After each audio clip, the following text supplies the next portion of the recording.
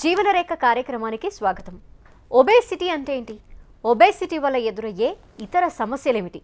Obesity బారిన పడకుండా ఉండాలంటే ఏం చేయాలి అనే విషయాలపై మనతో Ashwin speciality hospitals doctor BN Nageswararao గారు మనతో పాటు లైవ్లో ఉన్నారు. వారిని అడిగి మరిన్ని సందేహాలు నివృత్తి చేసుకుందాం.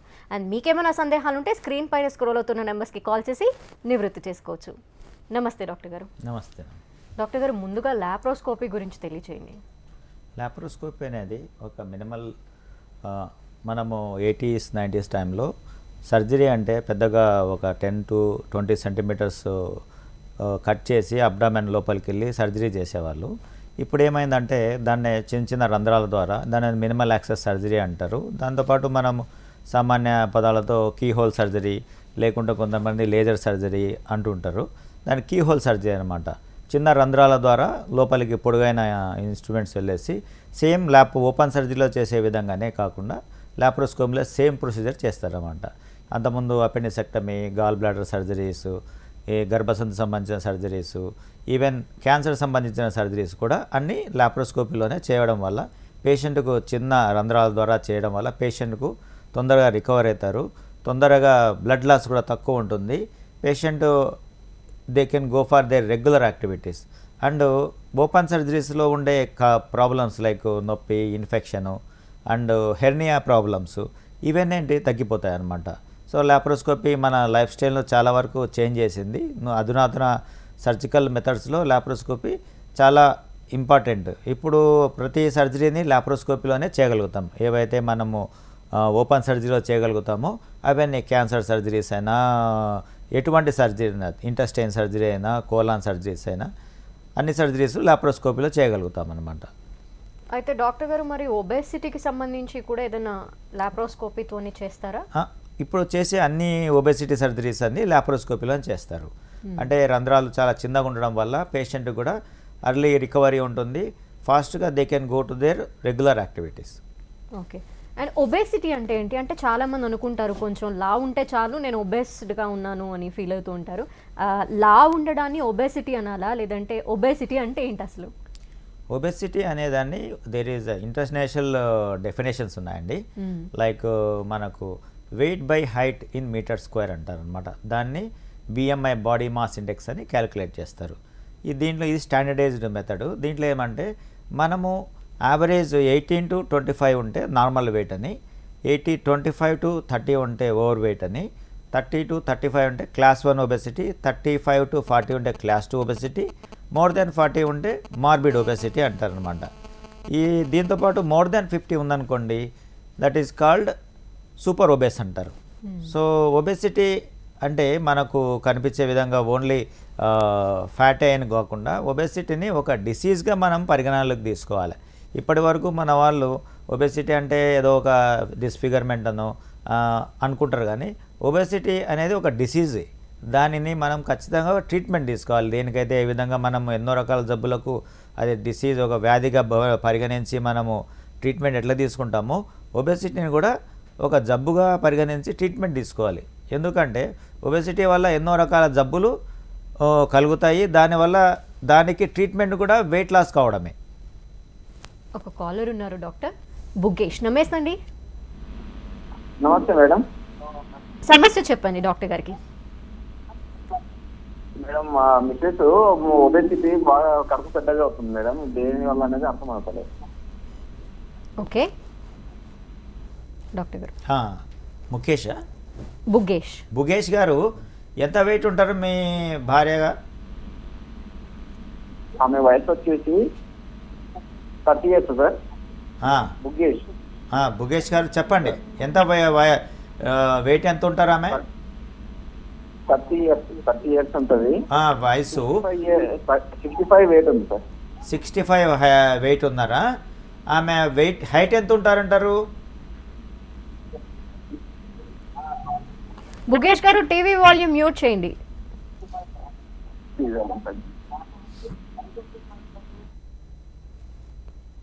కాల్ డ్రాప్ అయింది డాక్టర్ గారు. ఓకే. ఈమె ఇప్పుడు మన కాలర్ ఫోన్ చేసిన ప్రకారం చూస్తే ఆమె వెయిట్ 65, హైట్ మేబీ మన ఇండియన్ యావరేజ్ హైట్ యూజువల్గా 5 to 5.2 అట్లా ఉంటుందండి. ఈ కేటగిరీ ఉన్న వాళ్ళు సాధారణంగా బిఎంఐ ప్రకారం చూసుకుంటే 25 to 30 బిఎంఐ మధ్యలో ఉంటారు. సో వీళ్ళను we can consider as over weight patients. Because especially మన ఇండియాలో చూసినాం అనుకోండి, ఇండియాలో ఈవెన్ మేల్స్ అనుకోవచ్చు, ఫీమేల్స్ అనుకోవచ్చు, ఫిజికల్ యాక్టివిటీ అనేది పెద్దగా ప్రాధాన్యత లేదు. మనము ఎక్కువ యాక్టివిటీస్ అంటూగా ఎక్సర్సైజ్ అనుకోవాలి కానీ ఏదైనా కానీ మనము అటువంటి ఫిజికల్ యాక్టివిటీ పూర్తిగా తగ్గిపోయింది. ఎస్పెషల్లీ ఇప్పుడున్న ప్రజెంట్ సిచ్యువేషన్లో మనకు ఫిజికల్ యాక్టివిటీ లేదు పూర్తిగా. అండ్ మన డైట్ హ్యాబిట్స్ చాలా చేంజ్ అయిపోయాయి. ఒక 20 years బ్యాక్ ఉన్న డైట్ హ్యాబిట్స్ ఇప్పుడు లేవు. ఇప్పుడు ఏంటంటే కనుక మనకు high saturated fatty acids, fatty food ఎక్కువ తీసుకోవడము, ఫిజికల్ యాక్టివిటీ లేకపోవడం వల్ల ఈ లైఫ్ స్టైల్ డిజీజెస్ అన్నీ వస్తున్నాయనండి. సో వీళ్ళకు ఇటువంటి over weight patient 25 to 30 BMI ఉన్న పేషెంట్స్లలో రెగ్యులర్గా ఎక్సర్సైజ్ చేయడము, ప్రాపర్ డైట్ తీసుకుంటే వాళ్ళు యూజువల్గా నార్మల్ డైట్కి వచ్చే అవకాశం ఉంటుంది. ఇంకోటి మన స్త్రీలలో ఈ ప్రెగ్నెన్సీ అయినా కానీ తర్వాత కానీ వాళ్ళు ఎటువంటి ఎక్సర్సైజ్ చేయరు. ప్రెగ్నెన్సీ అయిందనుకోండి, ఇంకా డెలివరీ అయిన వరకు కదలరు. డెలివరీ అయిన తర్వాత మళ్ళీ ఒక 3-4 నెలలు 5 నెలలు కదలరు. దీనివల్ల ఏమవుతారు, వెయిట్ గెయిన్ అవుతారు. ఈ వెయిట్ గెయిన్ కావడానికి మళ్ళీ దానికి సంబంధించి ఎక్సర్సైజ్ చేయడము అటువంటివన్నీ వాళ్ళకు సరైన అవగాహన లేదు. సరైన వాళ్ళు వెళ్ళిన హాస్పిటల్లో కూడా వాళ్ళకు టీచ్ చేయాలి, ఈ ఎక్సర్సైజ్ చేస్తే మీరు వెయిట్ లాస్ అవుతారు, మీ బేబీ డెలివరీ మంచిగా అవుతుంది. ఎందుకంటే ప్రెగ్నెన్సీలో కూడా ఎక్సర్సైజ్ చేస్తే వెయిట్ మెయింటెనెన్స్ అవుతుంది, ప్లస్ నార్మల్ డెలివరీకి కూడా పేషెంట్కు ఈజీ అవుతుంది. బికాజ్ మజిల్స్, పెల్విక్ మజిల్స్ మంచిగా ఎక్సర్సైజ్ టోనింగ్ పెరుగుతుంది, అబ్డామినల్ మజిల్ టోనింగ్ పెరుగుతుంది, ఈజీగా డెలివరీ అయ్యే ఛాన్సెస్ ఉంటుంది. బట్ ఎక్సర్సైజ్ లేకపోవడం వీక్నెస్ వల్ల వాళ్ళు ప్రాపర్గా స్ట్రెయిన్ చేయలేకపోవడం వల్ల వాళ్ళకు డెలివరీస్ కూడా ఆపరేషన్లు కావడం, ఆపరేషన్లు అయినా కానీ తర్వాత ఎక్కువ రోజులు రెస్ట్ తీసుకోవడం వల్ల వెయిట్ గెయిన్ అయ్యే అవకాశం ఉంటుంది. అయితే మరి డాక్టర్ గారు, ఒబేసిటీ రావటం వల్ల తర్వాత కాంప్లికేషన్స్ ఏముంటాయి ఒక పర్సన్కి? Obesity is the mother of all diseases అంటారు ఇప్పుడు. అంటే ఒబేసిటీ ఎన్నో రకాల జబ్బులకు కారణం. మనము కామన్గా తీసుకుందాం, లైక్ డయాబెటీస్. ఇప్పుడు లైఫ్ స్టైల్, పూర్వకాలంలో మనకు కంటామినేషన్ డిసీజెస్, కమ్యూనికబుల్ డిసీజ్ వల్ల మనకు ఎక్కువ ప్రాబ్లమ్స్ వచ్చేటివి, లైక్ డెత్స్, కలరా, మలేరియా, ప్లేగు, ఇటువంటివన్నీ మన ఒక 1950s, 60s, 70sలో మనకు అటువంటి డిసీజ్ వల్ల ఎక్కువ డెత్ లేదు. Even corona, it is also communicable disease. But మన లైఫ్ స్టైల్ మారడం వల్ల అండ్ ప్లస్ మన హెల్త్ సెక్టర్ కూడా మంచి ఇంప్రూవ్ కావడం వల్ల ఈ కమ్యూనికబుల్ డిసీజెస్ చాలా వరకు తగ్గిపోయాయి. ఇప్పుడు మనకన్నీ లైఫ్ స్టైల్ డిసీజెసే. Diabetes, hypertension, dyslipidemia, cholesterol ఎక్కువ ఉండడం, దానివల్ల heart related problems, knee joint problems, ఇవి క్యాన్సర్స్, ఇవన్నీ దేనివల్ల వస్తున్నాయి అంటే మెయిన్గా ఒబేసిటీ వల్ల. Most of the obese patients వల్ల డయాబెటీస్ పెరుగుతుంది, హైపర్ టెన్షన్ వస్తుంది, కొలెస్ట్రాల్ ప్రాబ్లమ్స్ పెరుగుతాయి, నీ జాయింట్ పెయిన్స్ వస్తాయి. ఇవన్నీ మోస్ట్ ఆఫ్ ది టైం దీనివల్లనే వస్తుంది అనమాట. Obesity is the main cause. Okay, అలా అయితే మరి సర్జరీ అవసరం అంటారా ఒబేసిటీ ఉన్న వాళ్ళకి, లేదంటే సర్జరీ లేకుండానే ఏదైతే ఓవర్ వెయిట్ ఉందో దాన్ని తగ్గించుకోవచ్చు అంటారా? ఏదైనా మార్గం ఉందా? అవును, అందరూ ఒబేస్ పేషెంట్స్ అందరికీ సర్జరీ అనేది అవసరం లేదండి. సర్జరీ అనేది ఒక పర్టికులర్ గ్రూప్ ఆఫ్ పీపుల్కి మాత్రమే సర్జరీ అడ్వైస్ చేస్తాం. ఇప్పుడు చూడండి, మనము బిఎంఐ ప్రకారం, మన క్యాలిక్యులేషన్ ప్రకారం మనం ఒక కేటగిరైజేషన్ చేసినాం. Overweight patients, class 1 obesity, class 2 obesity, class 3 obesity, morbid obesity అంటాము, సూపర్ ఒబేస్ పేషెంట్స్ అంటాము. చూడండి, ఇప్పుడు ఓవర్ వెయిట్ పేషెంట్స్ అంటాము. ఓవర్ వెయిట్ పేషెంట్స్లలో యూజువల్గా సర్జరీ అనేది పెద్దగా రూల్ ఏం లేదు. ఎందుకంటే ఈ పేషెంట్స్ maybe more than 10 to 15 kilos weight ఎక్కువ ఉంటారు దెన్ ఆర్ నార్మల్ వెయిట్. వాళ్ళ వెయిట్ ఉండవలసిన దానికంటే 15 kilos, depends on that one, 15 kilos అటువంటి ఉంటారు. వాళ్ళకు regular diet habits, proper diet habits. ఎందుకంటే మనం ఇప్పుడు రెగ్యులర్గా తీసుకునే డైట్స్ చూసారా, ఇంతకుముందు మనము ఏదో పండగ రోజు ఏదో ఒక 3 నెలలకో 4 నెలలకో తినే స్వీట్స్ కానీ, నాన్ వెజ్ కానీ, ఈ బిర్యానీలు కానీ ఇప్పుడు రోజు దొరుకుతున్నాయి. మన హైదరాబాద్లో అయితే అర్ధరాత్రి కూడా దొరుకుతాయి. సో ఇటువంటి సిచ్యువేషన్లో మనం వీఆర్ లివింగ్ ఇన్. అండ్ మన లైఫ్ స్టైల్ చూడండి, అంతకుముందు ప్రతి వాళ్ళు సైకిల్ దొక్కేవాళ్ళు, లేకుంటే కిలోమీటర్లు నడిచి వెళ్ళేవారు. సో మన ఆదాయం పెరిగింది, ఖర్చు తగ్గిపోయింది. అంటే కన్నా our eating habits are become more common. So మనకేంటంటే highly fatty diet, high calorie diet తింటున్నాము, ప్లస్ ఫిజికల్ యాక్టివిటీ తగ్గిపోయింది. దానివల్ల మనం ఓబేస్ అవుతున్నాం, ఓవర్ వెయిట్ అవుతున్నాం, ఓబేస్ అవుతున్నాం. సో వాళ్ళు ఈ overweight patients, those are 25 to 30 BMI మధ్యలో ఉన్న వాళ్ళలో రెగ్యులర్ ఎక్సర్సైజ్ చేయడం, హెల్తీ డైట్ తీసుకోవడం, అంటే ఎక్కువ వెజిటబుల్స్, లో క్యాలరీ ఫుడ్ తీసుకోవడం, ప్రోటీన్స్ ఎక్కువ తీసుకోవడం, ఫిజికల్ యాక్టివిటీ పెంచడం, ఇవన్నీ చేస్తే వెయిట్ లాస్ అయ్యే ఛాన్సెస్ ఉంటుంది. ఈ క్లాస్ 1 ఒబెసిటీ, క్లాస్ 2 ఒబెసిటీలో కూడా కొంచెం విగరస్ ఎక్సర్సైజ్ కానీ విగరస్ వెయిట్ లాస్ ప్రోగ్రామ్స్ కానీ ఉంటాయి. దీంట్లో కొన్ని మెడికేషన్స్ ఉన్నాయి, కొన్ని non invasive process like endoscopy ద్వారా కొన్ని బెలూన్స్ వేస్తే స్టమక్లోకి, దానివల్ల కూడా వెయిట్ లాస్ అయ్యే ఛాన్సెస్ ఉంటుంది.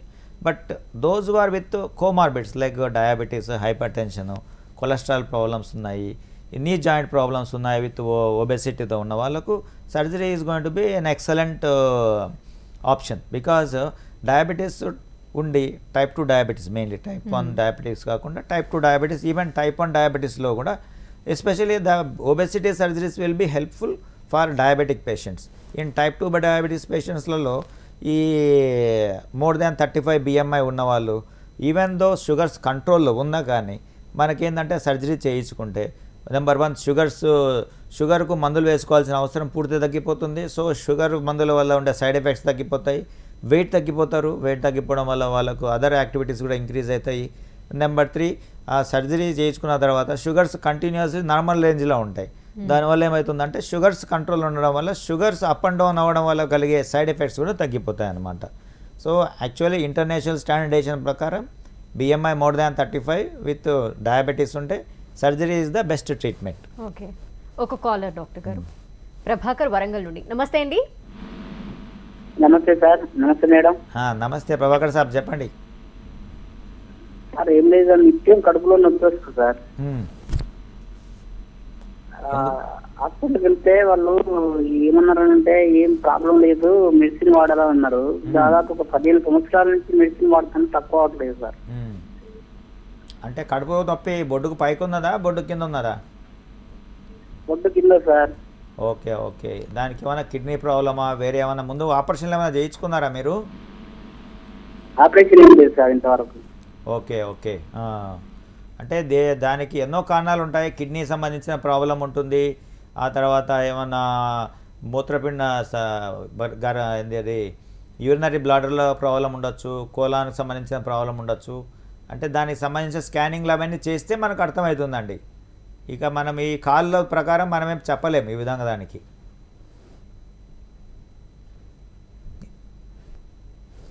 కాల్ డ్రాప్ అయింది డాక్టర్ గారు. ఇంకొక కాలర్ ఉన్నారు, సుజాత. నమస్తే అండి.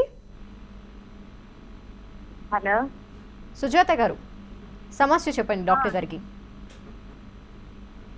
అదే వెయిట్ లాస్ గురించి మాట్లాడాలి. ఓకే చెప్పమ్మా చెప్పండి. సుజాత. హలో వినపడుతుంది, చెప్పండి సుజాత గారు. ఏమండి, నా పేరు సుజాత అండి. సుజాత గారు, టీవీ వాల్యూమ్ మ్యూట్ చేసి ఫోన్లో చెప్పండి సమస్య. ఆ, నేను వెయిట్ గెయిన్ అయ్యానండి. ఎంత అయ్యారు? PCOS వచ్చింది నాకు. ఓకే, అది జనరల్ హాస్పిటల్లో మెడిసిన్ వాడాను 6 months. అంటే ఎందుకు మీరు పిల్లలు కలగడం లేదని మీరు ఆడారా, లేకుంటే ఎట్లా? హలో చెప్పండి. డ్రాప్ అయింది. న్యూస్ లోనే ఉంది మేడం. అయితే ఇప్పుడు నాకు ఫ్యూచర్ లో ఏమైనా ప్రాబ్లమ్స్ వస్తాయా PCOS గురించి? ప్రస్తుతానికి అయితే స్కాన్ తీసుకున్న తర్వాత ఏం లేవని చెప్పారు. ఓకే, నేను డ్రాప్ అయింది కాల్. అండ్ డాక్టర్ గారు, నిజంగానే అంటే ఒబేసిటీ, ఓవర్గా ఫుడ్ తీసుకోవటం, లేదంటే ల్యాక్ ఆఫ్ ఫిజికల్ యాక్టివిటీ, వీటి వల్ల ఒబేస్డ్ అవుతారు. అట్ ద సేమ్ టైం ఇలా చెప్పినట్టు PCOS కానీ ఇంకేదైనా ఇతర సమస్యల వల్ల కూడా ఒబేస్డ్ అవుతూ ఉంటారు. ఒబేసిటీకి ఎన్నో రకాల కారణాలు ఉన్నాయండి. లైక్ కంజెనిటల్ కాజెస్, కొన్ని జీన్స్ రిలేటెడ్ ప్రాబ్లమ్స్, ఆ తర్వాత బట్ ఏం తీసుకున్నా కానీ మనము ఓవరాల్గా తీసుకుంటే 90% of the 70 to 90% of the problems because of the life style only at present. Because okay, కొన్ని ప్రాబ్లమ్స్ ఉన్నాయి, కొన్ని జెనెటిక్ ప్రాబ్లమ్స్ ఉంటాయి, కొన్ని వేరే జెనెటిక్ ప్రాబ్లమ్స్ వల్ల ఉన్నాయి. But that is the number is compare to now with this. మనం ఒక పర్సంటేజ్ ప్రకారం తీసుకుంటే now life style is the main cause. ఇప్పుడు చూడండి, ఫర్ ఎగ్జాంపుల్ మనకు కరోనా వచ్చింది. కరోనా వచ్చిన తర్వాత ప్రతి వాళ్ళ జీవితము ఒక రూముకో ఒక ఇంటికే పరిమితం అయిపోయింది. And food habits as usual మనం చెప్పిన ప్రకారము మన జొమాటో వాళ్ళందరూ బాగానే పనిచేస్తున్నారు. సో ఏమున్నది, తింటున్నారు, ఇంట్లో కూర్చుంటున్నారు. ఆల్రెడీ మన లైఫ్ స్టైల్స్ చాలా ఈ విధమైన బ్యాడ్ లైఫ్ స్టైల్ ప్రకారం నడుస్తుంది, కానీ కరోనా వచ్చిన తర్వాత ఇంకా ఎక్కువైంది. అవును. సో ఎక్కువ దీనివల్లనే అవుతుందండి. ఇప్పుడున్న ప్రజెంట్ ప్రాబ్లం మెయిన్గా తీసుకోవాలన్నమాట. ఇక డయాబెటీస్ కూడా దీనివల్ల, ఇప్పుడు డయాబెటీస్ ఒబేసిటీ పెరగడం వల్ల ఏమవుతుందంటే ఒబేస్ పేషెంట్స్లో fat is resistant for insulin. Okay, so మన body produces sufficient insulin for glucose control for our regular weight అనమాట. ఫర్ ఎగ్జాంపుల్ మన వెయిట్ కంటే మనం ఎక్కువ ఉన్నాం. ఫర్ ఎగ్జాంపుల్ మనము 2 వీలర్ ఎక్కామనుకోండి, 2 వీలర్ అనేది ఏంటి, ఒక ఇద్దరు కూర్చోడానికి, దాని మీద 4 కూర్చుంటే ఏమవుతుంది, కొన్ని రోజులు అవుతుంది డ్యామేజ్ అవుతుంది. అట్లనే మన బాడీ కూడా అంటే అన్నమాట. మన బాడీకి అవసరమైన ఇన్సులిన్ మన బాడీ ప్రొడ్యూస్ చేయగలుగుతుంది బట్ ఏమవుతుంది, కొద్ది రోజుల తర్వాత మనము అనవసరమైన ఫుడ్ కానీ మన వెయిట్ పెరగడం కానీ దానివల్ల ఏమవుతుంది, fat will act as a resistant for insulin. So ఎక్కువ కొద్ది రోజుల తర్వాత ఇన్సులిన్ ప్రొడ్యూస్ చేస్తూ కొద్ది రోజులు ప్యాంక్రియాస్ డ్యామేజ్ అయిపోతుంది. The same time sugars control కావు. సో ఒబేస్ పేషెంట్స్లో డయాబెటీస్ ఎందుకు కంట్రోల్ కాదంటే ఇది కారణం. So they lose weight. It is a natural, it is any medical or surgical method. So they will get a correct, their sugars will go down to normal levels. ఒక caller doctor గారు, సరస్వతి కరీంనగర్ నుండి. నమస్తే అండి. నమస్తే అండి. సమస్య చెప్పండి doctor గారికి. నమస్కారం సార్. నమస్తే, చెప్పమ్మా సరస్వతమ్మ. నాకు 4 సార్లు ఆపరేషన్ అయింది సార్. ఓకే, చెప్పండి. కొంచెం గట్టిగా చెప్పండి. 4 సార్లు ఆపరేషన్ అయింది, మళ్ళీ నొప్పి వస్తుంది, అయితే మళ్ళీ ఉన్నదని చెప్తారు, అందుకని మరి ఎంత తగ్గుతుందని అడుగుతున్నారు సార్. సరస్వతి గారు, మరొక్కసారి, మీ కాలుకి ఆపరేషన్ అయింది అంతేనా? నాకు 4 సార్లు ఆపరేషన్ అయింది మేడం సార్. అయితే మళ్ళీ ప్రాబ్లం ఉన్నది అంటారు, మరి అది ఎట్లా వద్దని, దానికి పరిష్కారం ఏంటిదని అడుగుతున్నా సార్. మీకు ఏ ఆపరేషన్ అయిందండి? అది నీటి బుడగలు అంటారు మేడం, ఎవరిని అడిగి నీటి బుడగలు అంటారు. ఇప్పుడు 4 సార్లు అయింది ఆపరేషన్. గర్భసంచి తీసిండ్రు అన్నీ అయితే మళ్ళా ఓకే, హెర్నియా ఆపరేషన్ చేశారంటారు మీకు.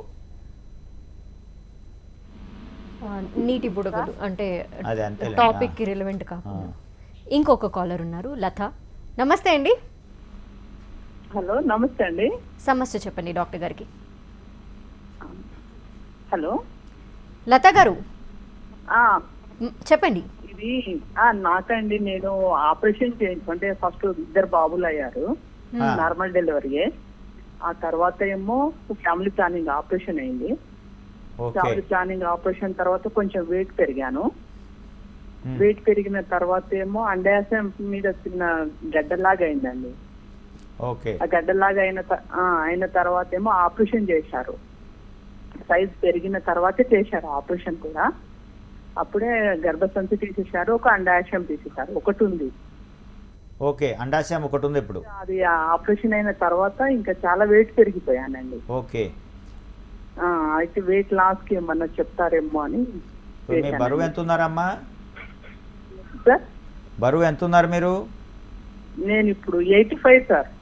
మీ హైట్ ఎంత ఉంటారమ్మా? 5'2" సార్. 5'2" ఉంటారు. 5'2" అంటే మీరు యావరేజ్గా ఒక 55 to 65 మధ్యలో ఉండాలమ్మా. సో మీరు వెయిట్లో ఎక్సర్సైజ్ ఏమైనా చేస్తారండి? వాకింగ్ వెళ్తాను సార్.